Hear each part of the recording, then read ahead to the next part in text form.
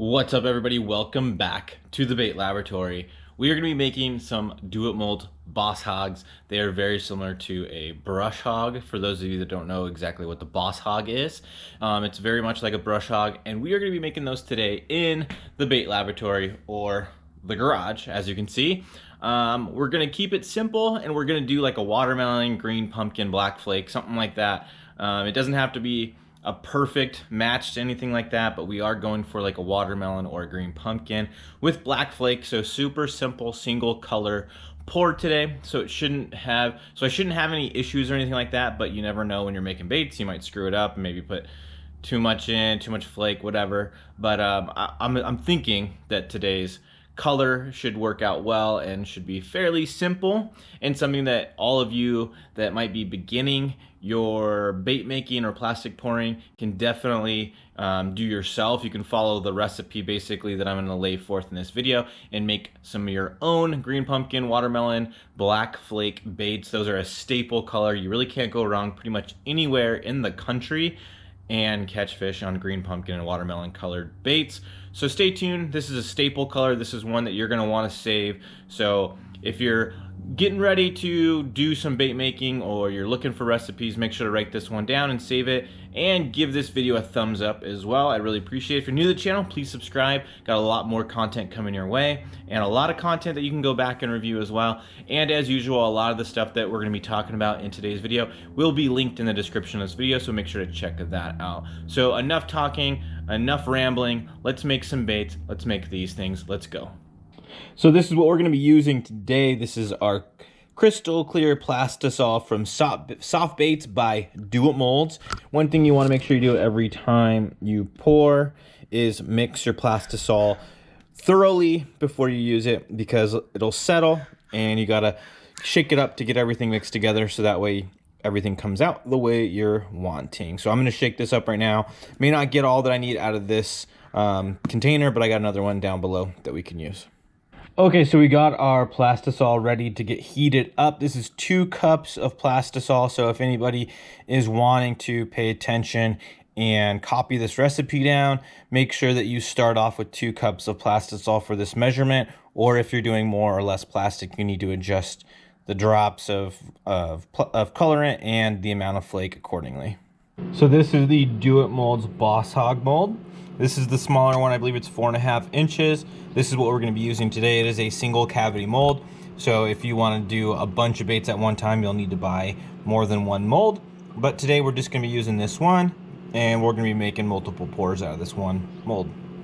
Okay, so our Plastisol is warmed up. I did take it in and out of the microwave a couple different times in order to get it stirred up, because you don't want the Plastisol and everything else to heat up unevenly. So I stirred it up a couple times, and it probably took around 10 minutes or so to heat up all of this Plastisol. And what we're going to start with is this watermelon green X2 colorant.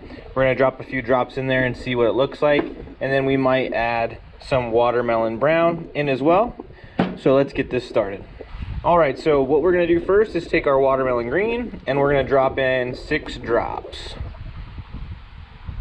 1, 2, 3, 4, 5. Obviously that didn't work out because of I got a fan on for ventilation, so it didn't really help me out with my drops, so we'll just go with that and see where we're at. But that was probably about 6 drops based on how I've done things in the past. So we'll get that stirred in. And we still have some color that needs to get mixed in there. But like I said at the beginning of this video, we definitely want it to be like a watermelon green pumpkin color. And we're definitely on that spectrum right now. This is going to be more of a watermelon kind of color right this second. But it's pretty light. So what I'm going to do now is, because I don't want it to be too bright, I'm going to use this watermelon brown colorant. I'm going to add in 2 drops. 1, 2, we'll go 3. 3 drops. So now we'll stir that in, and that should darken it. It should keep it kind of green, but it should darken this up a little bit, which is what I was going for. So we'll make sure we get that stirred in real good.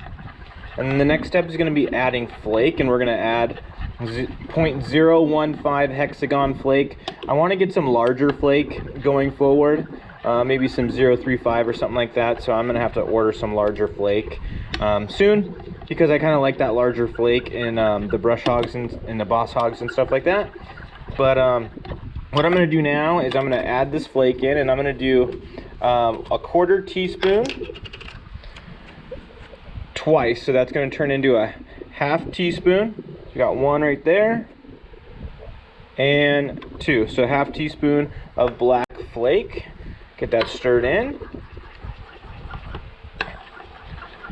And then we're gonna see what we got. And what I'm gonna do before I shoot this first one is I'm gonna test a little bit of this plastic on the table here. And all I'm gonna do is just basically, once I get this Black Flake mixed in, is I'm just going to take this knife out and I'm going to drop some of the plastic onto the table, and that'll give me a good indication on what this color is going to look like once it goes into the mold. So I think that Black Flake is nice and mixed in, so what we're going to do is just take out our knife and just put some on the bottom like that, and we'll wait for that to dry, and then we will see what we got. This is what our sample looks like. Hopefully that's coming through good on the camera.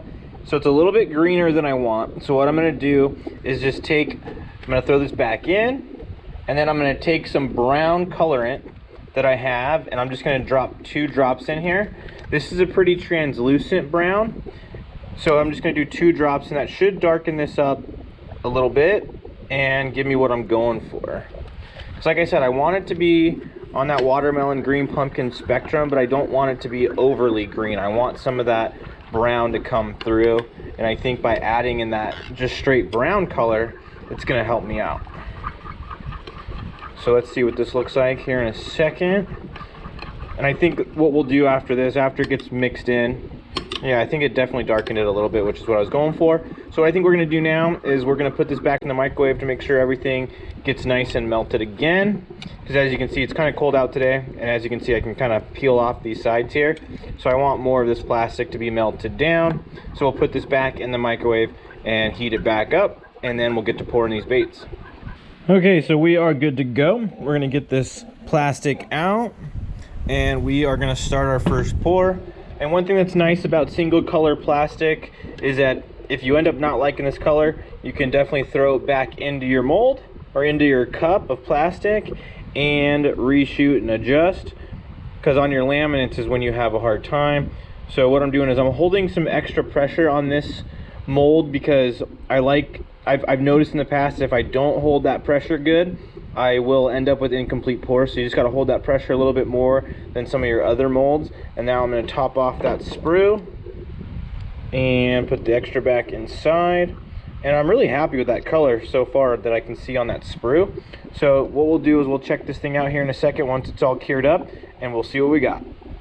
Okay, so we're going to see what our first bait looks like. We're going to get these clamps off, and then we will open up our mold and see what we are working with. The color's pretty good. I might darken it up, but we're gonna see what this thing looks like first.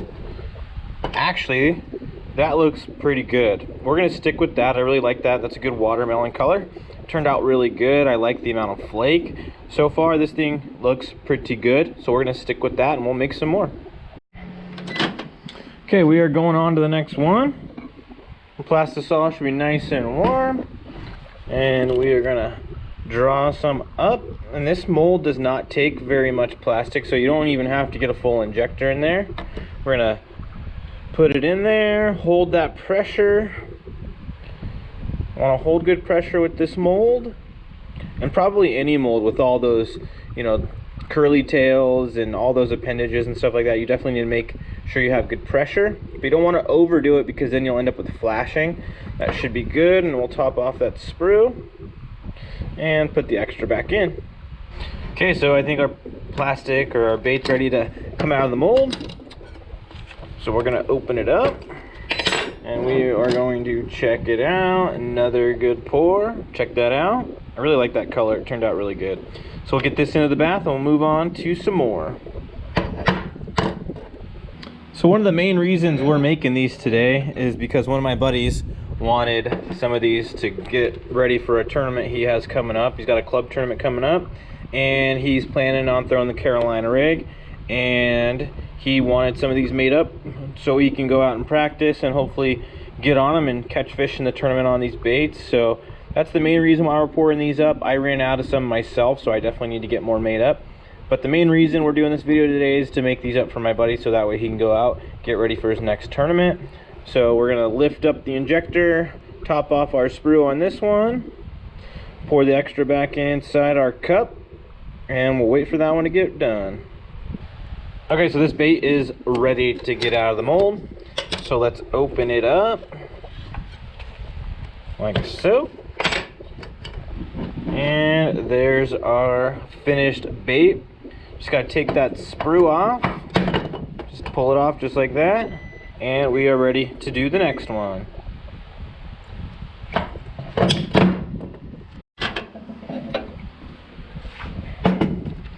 So a little tip as I'm pouring up this one is when it comes to the leftovers. So for example, over here I have all these leftover sprues and extra plastic. That stuff is not trash. Do not throw that stuff away, because I'm actually going to reuse that stuff after I'm done pouring these up. I run out of plastic or whatever. It's the same exact color, so consistency is going to be there. The only thing that you might need to take into consideration if you're going to be reusing your sprues and stuff like that is just that you might have to add color to it, or use something like this right here, some heat stabilizer, some Plastisol stabilizer, just because you're going to be reheating all that stuff. You might need that, and you might have to add a couple drops of colorant in there to get everything back to the same exact color, because sometimes reheating can start to make your color fade. But it's better than, you know, throwing away perfectly good plastic and a perfectly good color. All you gotta do is make a couple adjustments and you're good to go. Okay, so this is gonna be our final bait of this video. Drawing up the plastic right now, moving it over to our mold. Nice even pressure down, and hold that pressure, just like I've said a few different times in this video, but it's super important when you have all those appendages like this bait has. And then we're gonna top off our sprue.